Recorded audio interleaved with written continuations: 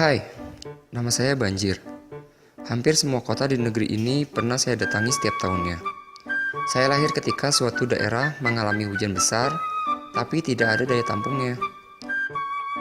Orang-orang memanggil saya sebagai bencana alam, padahal kenyataannya saya kan ada karena mereka sering membuang sampah, menebang hutan, dan tidak peduli terhadap lingkungan mereka sendiri. Ketika saya datang, banyak sekali kerugian yang bisa saya timbulkan. Pertama, kerugian finansial. Contohnya saja, Januari 2014 kemarin, saya bisa menyebabkan negara ini setidaknya rugi 5 triliun. Yang kedua, merupakan kerugian infrastruktur. Setelah saya pergi, banyak jalanan dan fasilitas umum yang bisa saya rusak. Dan yang ketiga adalah penyakit pasca banjir. Penyakit yang saya timbulkan setelah saya datang, jumlahnya sangat banyak.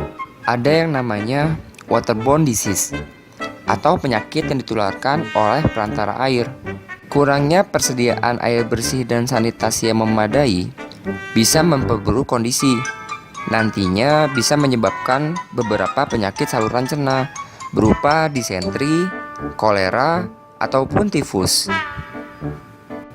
Penyakit disentri misalnya disebabkan oleh bakteri E. coli, dapat menyebabkan orang yang terinfeksi buang air besar lebih dari 5 kali dengan tinja encer, mulas mual, badan demam, dan dehidrasi berat.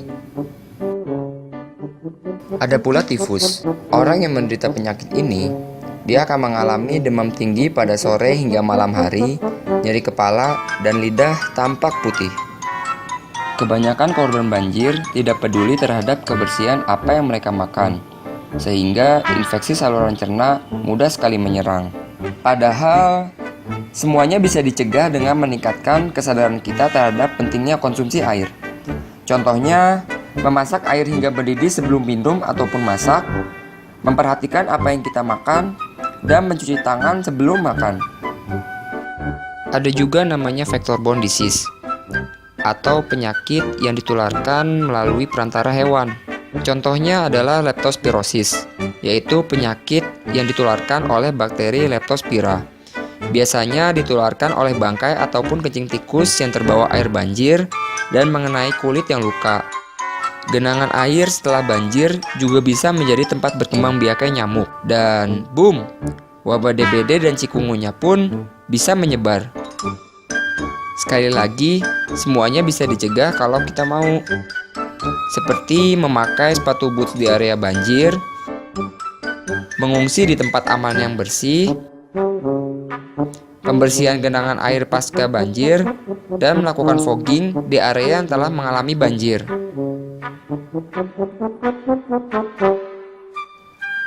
Jadi, kalau bukan kita yang peduli terhadap diri kita dan lingkungan kita, siapa lagi?